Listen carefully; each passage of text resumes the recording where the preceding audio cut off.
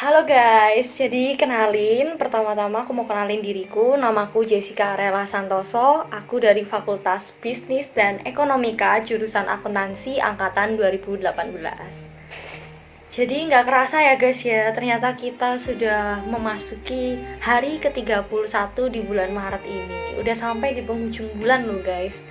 Dan ternyata kita sudah menjalani 16 hari masa karantina di rumah semenjak Ubaya memutuskan adanya karantina supaya mahasiswa maupun dosen-dosen tidak perlu datang ke Ubaya untuk memberikan pelajaran, tetapi cukup di rumah saja. Dan hal serupa juga sudah diberlakukan oleh seluruh universitas yang ada di Indonesia. Cukup banyak di antara kita yang mungkin mengeluh, kenapa sih kok kita harus bekerja dari rumah? Kenapa sih kok kita belajarnya harus di rumah aja? Kan lebih enak kalau belajarnya di kampus, bisa lebih paham, bisa mengerti.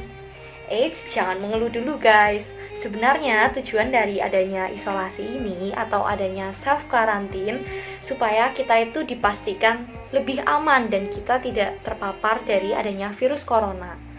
Karena guys, berdasarkan fakta yang tadi sudah aku cari di merdeka.com maupun di kompas.com yang menyatakan kalau misalnya sampai saat ini ya, sampai tanggal 31 Maret ini sudah ada sebesar 1.528 kasus corona. Di antara 1.528 itu ada 81 orang yang sembuh, terus ada juga 136 yang sudah meninggal. Sebenarnya guys, yang paling dirugikan dari adanya karantina ini bukan kita, tapi yang dirugikan itu orang-orang di sekeliling kita yang memiliki pendapatan yang rendah ataupun para UMKM, para driver-driver online. Karena biasanya sumber penghasilan mereka itu kan dari kita, dari orang-orang yang pergi keluar, orang-orang yang pergi ke kantor, pergi bekerja, pergi untuk bersekolah, pergi ke universitas, ke les-lesan, tapi harus terhenti karena semua kegiatan itu bersumber dari rumah, dimana kita cuma mengandalkan laptop, jaringan wifi, atau kuota kita masing-masing. Berdasarkan fakta yang udah aku cari ya, UMKM saat ini itu sebesar 66% mereka itu sudah mengalami kesulitan untuk mendapatkan bahan baku. Kemudian 12%-nya lagi susah dapat modalnya. Dan ada 774 UMKM yang menyatakan kalau penjualannya menurun. Dan 111 koperasi menyatakan distribusinya terhambat. Jadi berdasarkan fakta yang tadi aku udah omongin ke kalian, UMKM ini cukup dirugikan. Dan cukup banyak di antara UMKM yang tidak berhasil bertahan dalam situasi seperti ini, sehingga banyak juga di antara mereka yang sudah memberhentikan karyawan-karyawan maupun pekerja mereka. Karena pendapatan mereka itu turunnya signifikan akibat adanya virus corona ini. Nah, kalau kita udah melihat pada UMKM, sekarang saatnya kita beralih untuk melihat bagaimana kondisi driver ojek di Indonesia.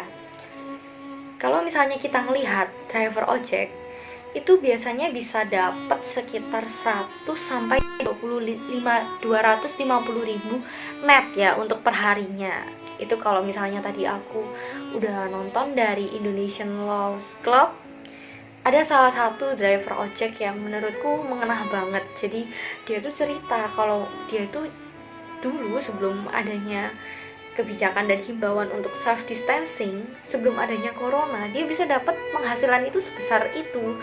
Tetapi karena adanya kebijakan self distancing di mana orang mulai membatasi dirinya masing-masing sehingga mereka bekerja dari rumah dan melakukan segala aktivitas dari rumah, mereka itu jadinya cuma dapat mungkin maksimal sekitar 40 sampai 50 ribu. Dan pendapatan itu pun bukan didapat murni dari hasil mereka mengendarai mobil atau mengendarai motor-motor mereka, tetapi pendapatan itu juga diakumulasikan dari mereka mengantar barang atau mengantar makanan. Nah, sebenarnya guys, kalau misalnya tadi aku udah lihat nih curhatannya driver itu, mereka itu membutuhkan uluran tangan kita, mereka itu membutuhkan kita untuk menaruh sedikit perhatian terhadap mereka. gak muluk-muluk kok guys. Mereka itu gak minta kayak kontrakannya dibayarin atau rumahnya dibayarin, cicilan motornya dilunasin. Mereka itu sebenarnya cuma minta kalau kita itu bisa sedikit lebih peduli. Ya caranya gampang aja guys. Jadi kalau misalnya kalian mau pesan makanan, kalian bisa aja beliin mereka mungkin 2 porsi ya, jadi yang 1 porsi buat kita, terus yang 1 porsi buat mereka, atau kalian bisa kasih tips tambahan. Nah terus buat teman-teman yang lagi bertanya nih, loh jadi apa cuman harus kita yang peduli sama mereka? Terus emang dari pihak Gojek sendiri emang mereka udah peduli sama drivernya? Jawabannya udah guys, mereka itu udah peduli. Justru CEO Gojek ini merupakan orang pertama yang menaruh kepeduliannya terhadap driver-driver mereka.